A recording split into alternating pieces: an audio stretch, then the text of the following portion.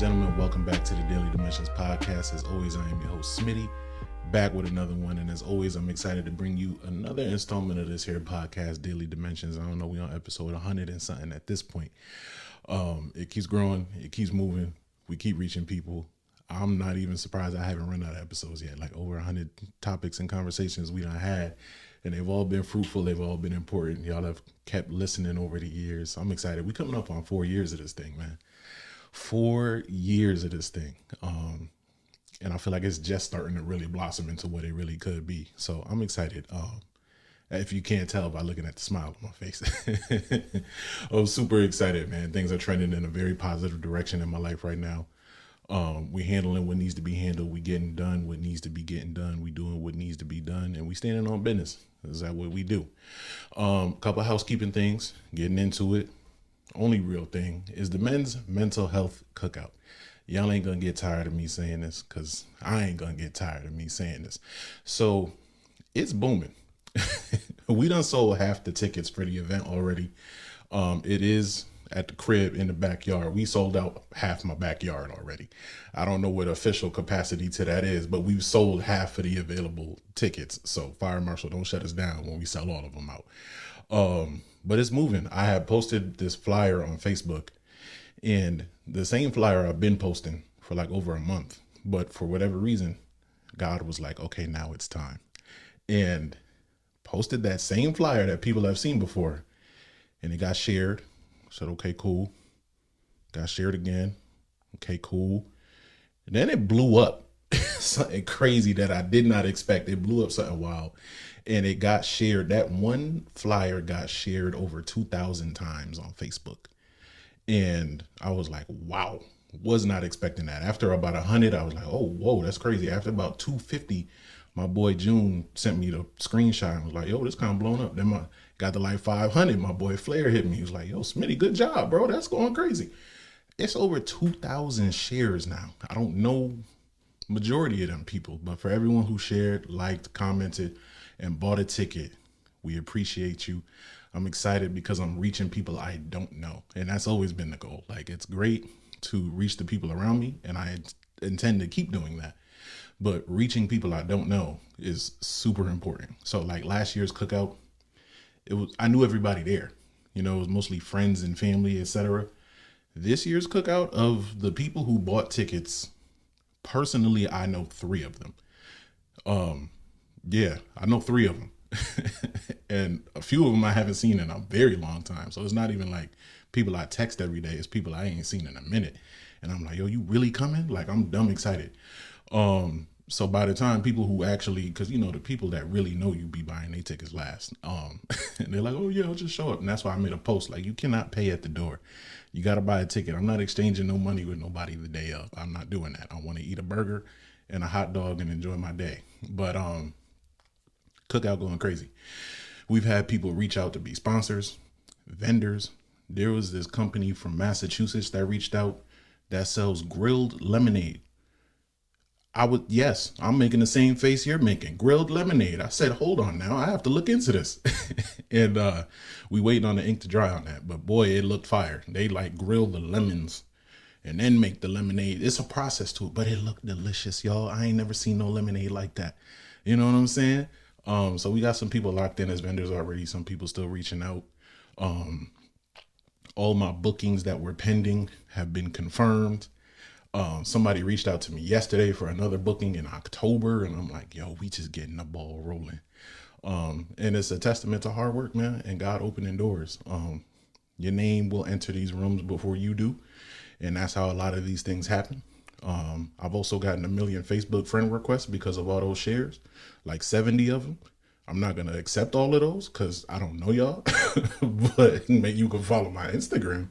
Facebook is a little too personal for all 70 of y'all to get that access. But yeah, God will place your name in these rooms before you get there. He will prepare that table for you. He will open those doors. He will make that way. And all glory to God, man. I'm thankful. I'm appreciative. I'm excited. And cookout going to be lit. Text me. But yeah, cookout going to be crazy.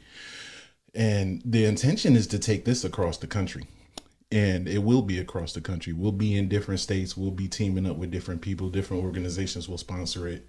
and it's going to be an amazing thing. So, remember I said it here, write it down, take a picture, put it in your short-term and your long-term memory. we going to do big things with this cookout. I'm so proud of where it started and what it's continuing to do. And a lot of this comes from, like, y'all know, one of my favorite artists is La Russell. And La Russell, we had him on the show. We did the interview, and even that was God moving. But one thing he said to me in that interview was, be somebody who's easy to support and people will support you. And I think about that like every week. And I'm like, man, people really be showing up for me. I must be making myself easy to support, It's like, I appreciate everyone who comes into my life and is willing to help me in the ways that they do. It doesn't go unappreciated. If you've ever helped me at any moment in my life, past, present, or future, I'm grateful. But also his model of that he got from Nipsey of having people pay what they want for their event. So like when he does his concerts at his crib, I'm doing my cookout at my crib. It's an offer-based system. So with this cookout, it's a donation-based system. You can pay whatever you want for it. We're asking a minimum of $5. I've had to refund people because people don't read. It's in there and it says on the Eventbrite, minimum donation of $5 required. The audacity of people to buy a ticket for $1 and then be like, yo, I'm straight. I refund people and then I email them and explain why, and then they don't buy the ticket again. Like, people are ridiculous. But yeah, so we've there have been those people that will lowball you and try and buy a ticket for $1, but there have been people that have spent some bread on a ticket, and I'm grateful and I'm appreciative. And y'all know who y'all are. I love y'all. You know what I'm saying? Especially the first one to do it. You've been supporting me for a long time. I'm appreciative. I hope you're doing well at school too. You better be. I miss my haircuts. You know what I'm talking. You gonna hear this, and I'm talking to you. You know who you are. But I appreciate you. I appreciate everyone who's been donating, and it's lit, man. It's growing. It's up and it's stuck. We still say that anymore? 2024. It's up and it's stuck. But yeah, that's enough of the intro. We've been doing some long intros. We 8 minutes into the intro, but let's get into the episode. So this episode is super important. I wrote it down in my notes a long time ago. I was like, when am I going to record this? It just came to me today. I'm like, this is the day we're going to do it. This episode is about consent, and more consent. That's probably going to be the title of the episode. Consent, and more consent. Consent is super important for a lot of obvious reasons. But it's really important to me because of things that I've witnessed, people I've been around, personal experiences. Consent is super important. And the unfortunate thing is that conversations around consent don't start early enough. If I'm being honest, at least I'm speaking from my experience. I don't know when y'all had y'all conversations, but for me as a man, I didn't have a conversation about consent until I got to college.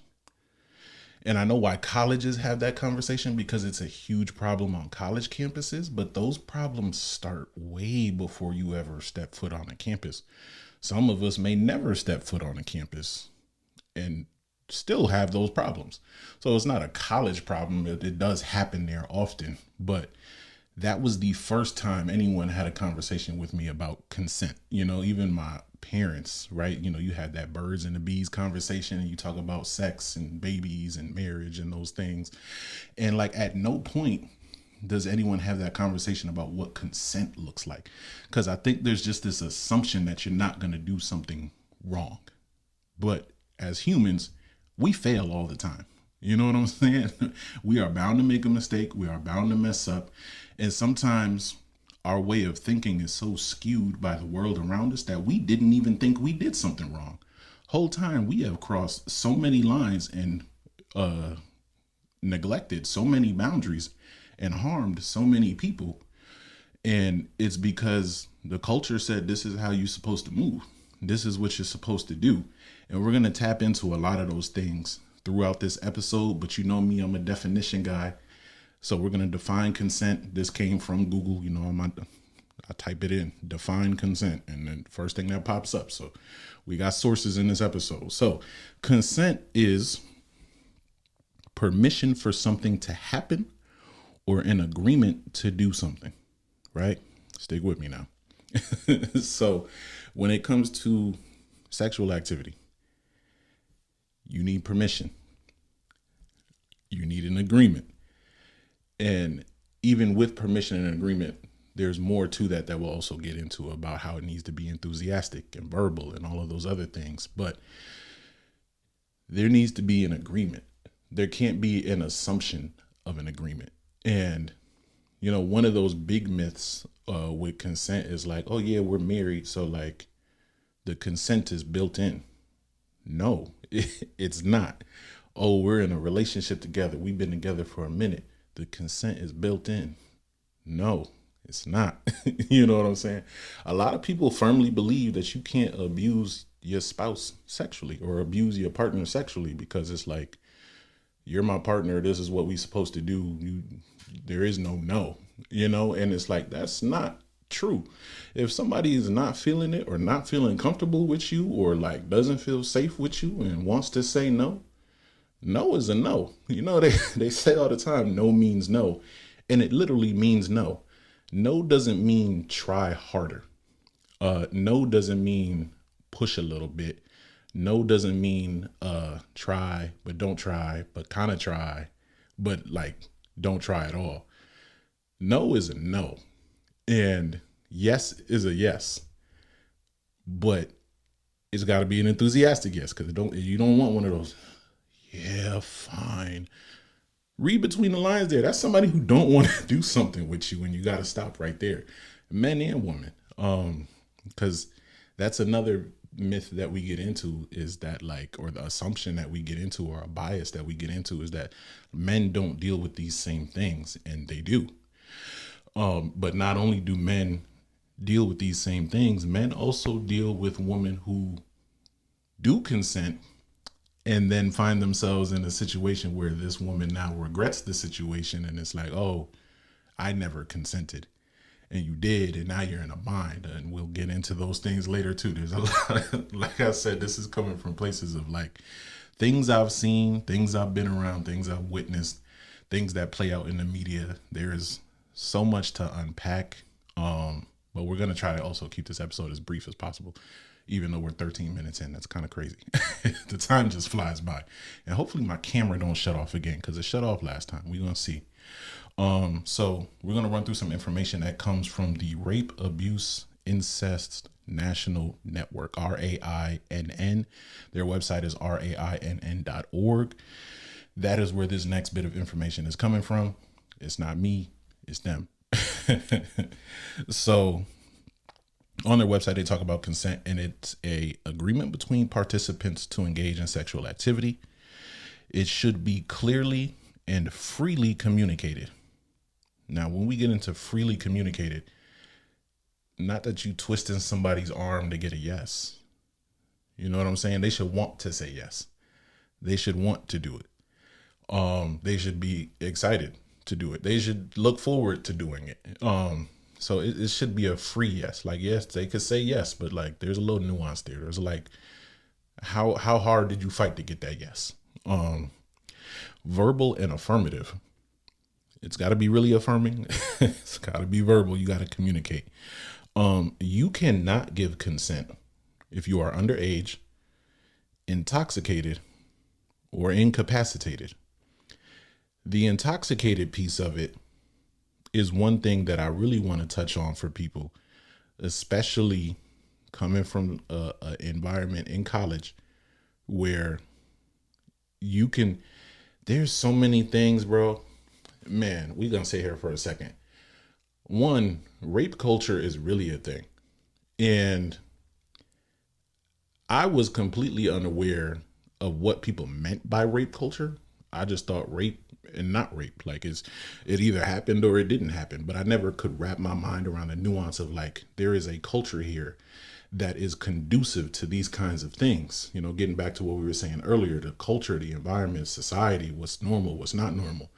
And this idea, and unfortunately, everybody is kind of like implicit in this, or is a bystander in this, or like kind of watches this unfold. But specifically in a college environment, and I'm sure it happens in other places, like you can go on social media and see people out partying doing the same thing, but like it just happens a lot in college. This idea that like if we invite some girls over, or we out at a party with some girls, and if we slide them 2 drinks, or she get lit enough, she gonna want to do something. Or and it works the other way with women too, because I done seen some women trying to get people lit. I done seen some women try to get me lit. But it's mostly the other way around from what I've seen in my experiences. The idea that like, yo, we invite these girls over, we play a couple games, we get them lit, they're gonna be down to go. And these women are now intoxicated, and they cannot consent to you.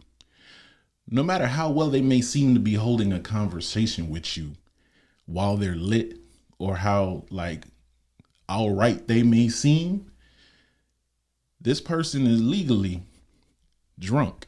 You know what I'm saying? Their blood alcohol volume is in a space where it's like, yo, you're drunk, you're intoxicated.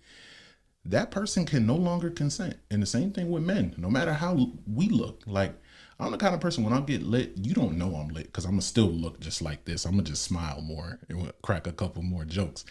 But we can't consent either. And there is a huge culture where it's like, yo, we just get them a little lit, 1-2 shots, and they ready to go. And that's so rapey. And like, as I'm older looking at life, and I'm like, man, like watching this play out, and like having that mindset at one point, this shit is crazy. Excuse my French, but I'm like, man, would I want my children to grow up in that same environment? Would I want my children to make those same choices? Would I want my children to think that that's okay? And it's not. And I wouldn't want them in that environment. And like, but that's where we found ourselves. And that's where a lot of people find themselves, because culturally, like, that's what we're taught is normal. And then you come into college like with this expectation that it's going to be like that. You know what I'm saying? Whether it's from these movies we watch, or stories we've heard, or social media, or songs, or whatever it may be, this was the expectation of what it was going to be like. Like, it's going to be lit. We're going to be partying. We're going to get drunk. We're going to have a lot of sex. We're going to get high. We're going to go crazy. It's going to be tough. Like, and it's anything but what we're supposed to be doing as people. And like, going back to college being the first place I learned consent, it wasn't even necessarily because, like, yeah, they have those events where they sit you down and they're like, yeah, this is about consent, but some of those weren't mandatory. But they had them. The only one that was mandatory for me was once I started playing football in college. And during training camp, and it's just athletes on the campus at this time, no like regular students, it's just athletes up there. And they bring us into this auditorium, and they bring someone from the campus, from the choices office. If you went to WestCon, they bring in my girl Sharon, the Gook. You know what I'm saying? They bring her in, Sharon Gook, and she has a conversation with us about consent. And it's over 100 of us in this room, and I can assure you, for most of us, this was probably the first time we really had a real detailed outline conversation about consent, what it is and what it isn't. And even after that conversation, how many of us really like retain that information and listen? I don't know. I can't even really give you a number on that, but not enough. And that's the first time I really ever heard that. And it started to stick with me. And I'm like, man, you know, and like to the point where I would like, I said something to somebody, and I was like, can you do that? No, I don't know if you should have did that, you know? And it's like, once you learn it and you start seeing it, you can't ever not look back and be like, man, no, like you got to say something. Like, you see it, now you got to say it, because your eyes are open now. You're aware now. You have to be someone who helps protect other people. And That even lends itself into another conversation about men protecting women, but also women protecting men. There's always two sides to the coin, but men protecting women. I got my water this time, y'all. Y'all ain't gonna hear me coughing too much this time. Hold on.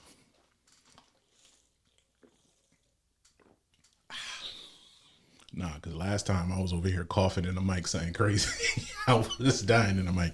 But yeah, men protecting women. And we need more of that, man. We really do. The last thing you want is to have these women feeling unsafe around you, unsafe in any environment, being super guarded. I would love to live in a world where like women feel safe and free.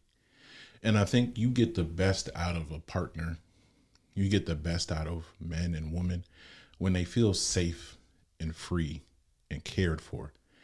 And part of that is not even just protecting your partner, but just protecting people in general. Just being a good person, being somebody that's cool to be around, being somebody that's safe to be around. And I think that's something I pride myself on. I feel like I've always been somebody safe to be around. People really connect with me. I think I was ahead of the curve back in the day. But you got to be somebody that's safe to be around. So, excuse me. You cannot consent if you're underage, intoxicated, or incapacitated. Incapacitated. Consent is about communication, not coercion. You don't want to coerce somebody to be intimate with you. Either they want it or they don't. And you need to be in places where you're wanted. Not places where people try to make you fit in. Not places where you got to squeeze yourself into. Not places where you got to manipulate yourself into. Not places where you're a second option. Not places where you're not a priority. Not places where you're not cared for. Not places where you're not loved on. Not places where you're safe. Not places that harm you. Not places that traumatize you. Not places that are manipulative and abusive. You need to be in places that are safe. So, also with this, you have to set clear boundaries and expectations. And boundaries are super important. Again, going back, like a lot of people assume because we're in a relationship, we don't got a boundary, but you need even more boundaries when you're in a relationship, because now you're trying to do life with somebody. You're gonna have to set some boundaries. You need the most boundaries with the people you keep close to you, because the closer you are to people is the more they feel like they're entitled to certain things, or they can just do certain things, because you're not gonna go nowhere. Like we're locked in. I'm gonna just move how I move, and you just gonna have to accept me. And it's like, no, you gotta set those boundaries, man. And then one last thing with consent coming from their website is like, you can change your mind at any time. That's one thing I really want to like impress upon y'all. Just because you said yes doesn't mean in the middle of it you can't say no. It doesn't mean right up to the moment you can't say no. One yes in the beginning doesn't negate the no you say later. You can say yes 1,000 times. The moment you say no, this has to stop. And it's not oh man, no, like, let's just finish. Let's just keep doing this. Let's just keep doing that. Nah, we're done here. Like, that's it. And if you continue to push it, now you've crossed this line. So at any moment, regardless of what that other person is going to feel about it, no is a no. At any time, at any moment, in any place, you can say no at any time. You can change your mind at any time. You don't want to approach consent from this viewpoint that like, okay, once I say yes, this is a legally binding contract and you can't break that contract. It's a verbal agreement. And at any time, your words can change. And when your words change, the situation changes. So you can say no at any time.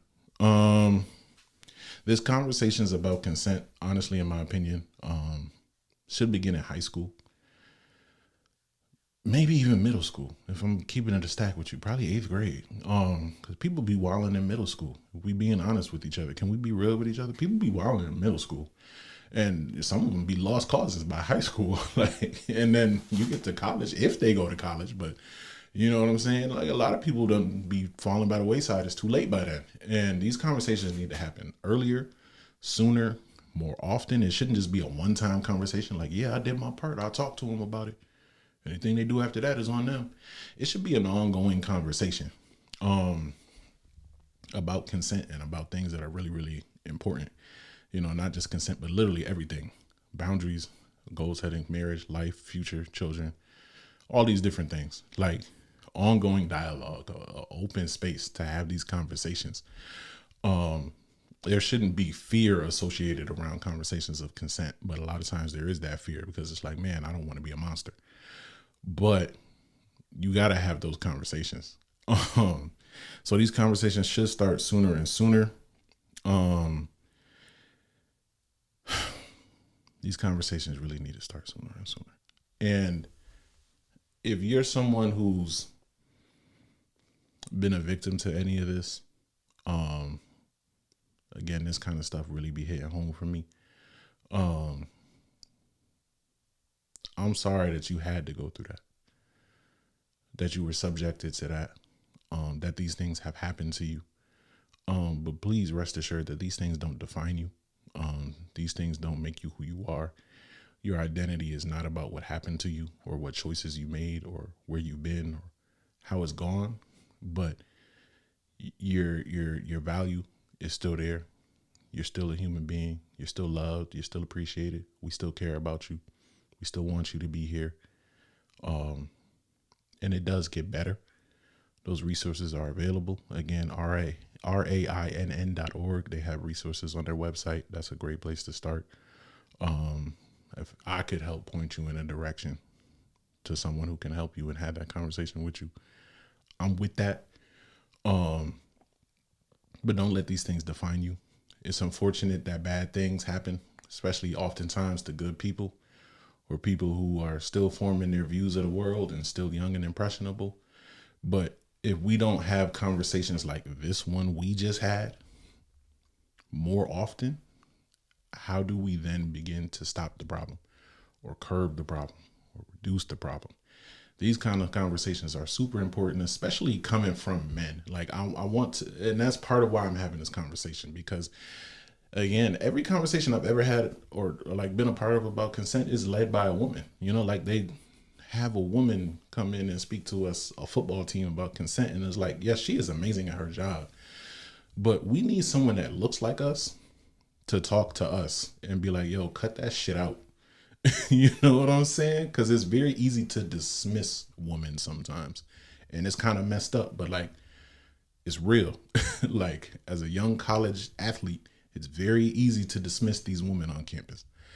But if your coach looks you in the eye and says, hey, this is it, it hits differently. If another man, an administrator, whatever may be right or wrong, like it hits differently.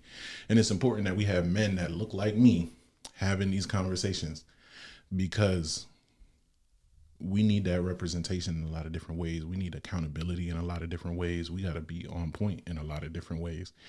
And we can't do better if we don't know better. And I want to do my part in trying to make sure that this information is readily available to people. We've had these conversations. We've left no stone unturned. And you know me, it's Daily Dimensions, dog. We're going to talk about everything. It ain't nothing on here we not going to talk about. And I don't care if the episode feel a little too serious. We're not laughing as much in this episode. We move in a different direction in this episode. So be it. We're going to have these conversations because they need to be had. And there needs to be more men talking about the things that we get up here and talk about on this platform, which is why I'm here, which is why I do my job, which is why I show up every day. Because I want this world to be a better place. And you're going to see when I'm long gone and my genius is finally recognized, they're going to be able to say, Smitty was the best person I ever met. You know what I'm saying? They're going to be like, Smitty was the GOAT. He was the greatest person I ever met. And he really cared about people. That's what they're going to say about me. Because they're already saying it now. It's only going to get better. You know what I'm saying? If he's going to be gone by then. But I was going to say, when I pass, Al Sharpton need to speak at my funeral to give a long speech. He's going to be gone by then, though. But yeah, so I'm glad we had this conversation. I'm going to cut it right there. It's already been 30 minutes, and I said this was going to be brief. But you know how we do up here. We love talking. So I love y'all. go get a ticket to the Men's Mental Health Cookout at JordanSpeaking.com. I love y'all. Until the next time, peace.